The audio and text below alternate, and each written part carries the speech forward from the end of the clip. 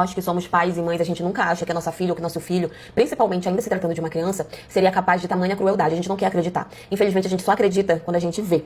Eu comecei a namorar com uma pessoa, e eu demorei muito, na verdade, pra começar a me relacionar com uma outra pessoa desde que o pai da minha filha faleceu. E quando eu comecei a me relacionar com essa pessoa, minha filha estava com 9, já quase 10 anos de idade. Então ela já estava maiorzinha, já conseguia entender as coisas, né? E assim foi. Claro que eu sempre tive muito cuidado. Então, apesar do meu namorado ter contato com ela, mas eu não deixava os dois sozinhos de jeito nenhum. Sempre tive muito esse cuidado. Só que, os únicos momentos em que eles ficavam sozinhos eram momentos tipo assim, a gente tá em casa e às vezes eu ia na cozinha fazer alguma comida pra gente. E ele ficava na sala ali com ela. Era esses momentos, sabe? Mas ainda assim eram coisas assim muito rápidas. A minha filha se deu muito bem com o meu namorado logo de início. Ela gostava muito dele. E ele também tratava ela muito bem. Levava chocolate, levava doce, levava as coisinhas pra ela. Então ela sempre perguntava por ele. Ela começou a chamar ele de tio. Quando ele não tava em casa, ela falava assim, ai, mãe, quando é que o tio vem? Quando é que o tio vem? Porque eu quero mostrar pra ele o que eu fiz na escola. Porque eu quero mostrar pra ele o que eu fiz, porque não sei o quê. Então realmente parecia que os dois estavam construindo ali um relacionamento bem bacana, sabe? De padrasto e enteada. Até que teve um dia, isso quando eu já tava 1 ano namorando com meu namorado, minha filha já tinha feito 10 anos e tudo. Teve um dia em que eu saí de casa pra ir no comércio, no mercadinho que tinha assim no canto de casa, pra comprar uma coisa pra gente lanchar. E eles ficaram em casa, gente, eu levei 10 minutos pra ir e voltar. Já tinha criado ali uma certa confiança, né? E como minha filha gostava muito dele, tava começando ali a criar aquela confiança, né? Fui e voltei. Quando eu voltei, meu namorado, ele tava assim, com o rosto, parecia que tinha visto um fantasma. E aí ele ficou todo errado, tal, disse que tinha que ir embora, não sei o quê, inventou uma desculpa ali meio nada a ver e foi embora. E aí eu perguntei pra minha filha se tinha acontecido alguma coisa, porque quando eu vi a reação dele, eu já pensei logo besteira, sabe? Aí eu perguntei pra ela se tinha acontecido alguma coisa, ela falou que não tinha acontecido nada. Aí ok, ficou por isso mesmo, né? Quando foi no dia seguinte, ele me mandou uma mensagem perguntando se ele podia ir na minha casa porque ele precisava conversar comigo. Mas ele queria ir no horário em que a minha filha tava na escola. Falei, tudo bem. E lá ele foi me falar. Ele disse que ele foi embora daquele jeito porque ele tava conversando com a minha filha, eles estavam falando sobre como ela sentia falta do pai, coisas assim.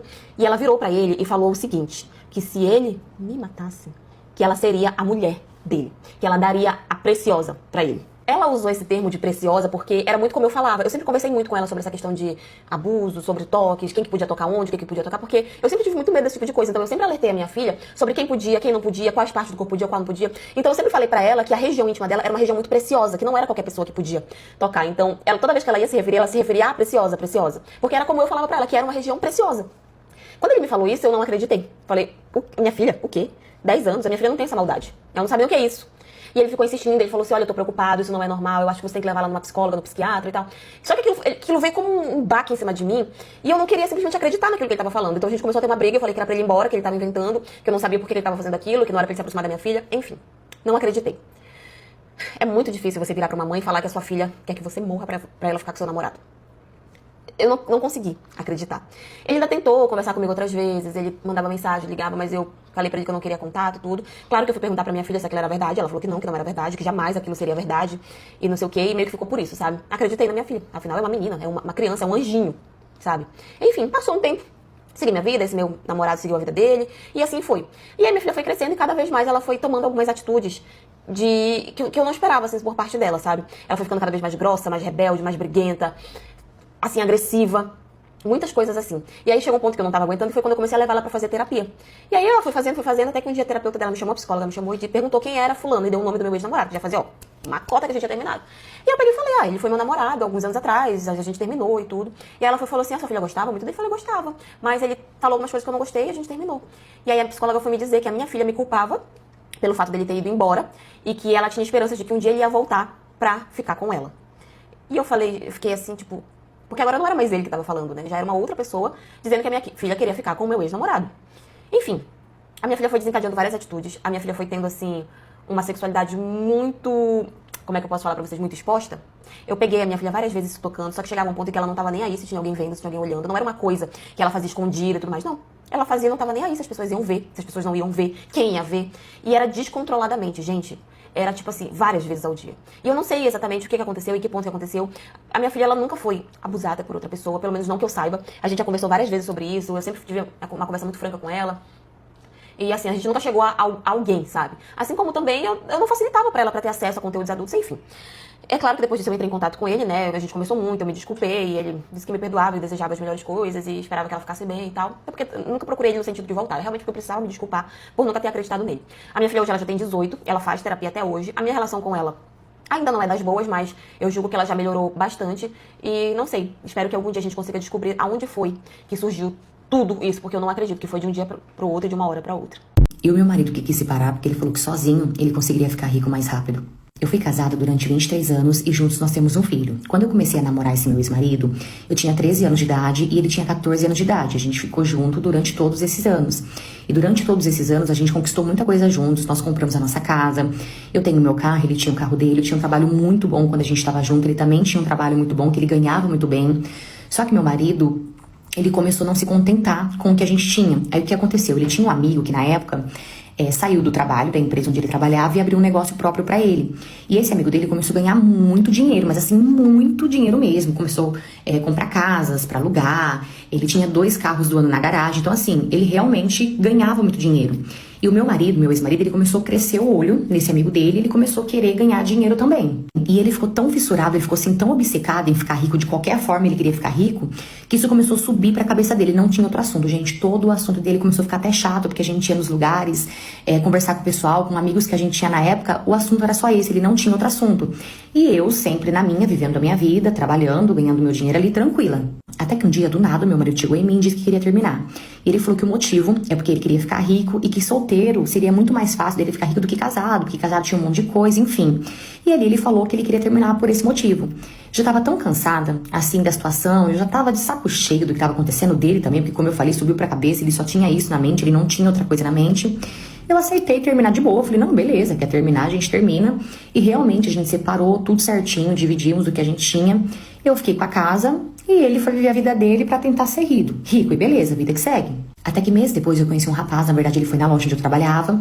Enquanto ele comprava com uma outra vendedora, ele não tirava o olho de mim, mas assim, ele nem disfarçava, sabe? Ele ficava olhando pra mim sem disfarçar mesmo, ele não tava nem aí. Beleza, ele fez a compra dele, quando ele passou no caixa, ele anotou o número dele no papel e pediu pra moça do caixa me entregar. A menina do caixa me entregou, só que eu não chamei naquele dia. Eu demorei uns dias ali pra chamar, porque eu também não tinha certeza se era isso também que eu queria. Até que dias depois eu decidi, resolvi chamar, mandei uma mensagem pra ele. Quando eu mandei mensagem pra ele, ele falou assim, nossa, eu tava esperando a sua mensagem ansioso. Ele falou assim, eu até achei que você não ia me mandar mensagem, que você nem tava nem aí pra mim. E beleza, começamos a conversar. Quando eu vi, era todo dia a gente tava conversando. Todo santo dia ele mandava mensagem de bom dia. Na verdade, era sempre ele que puxava assunto, sempre ele que vinha atrás. Ele mostrava estar bastante interessado. E meses depois que a gente tava conversando, ele me convidou pra sair. Então, como eu estava dizendo, ele me convidou pra sair e eu fui. E depois desse dia a gente começou a sair, a gente começou a se conhecer melhor. E meses depois que a gente tava se conhecendo melhor, ele me pediu em namoro. E, gente, pense num pedido de namoro, a coisa mais linda.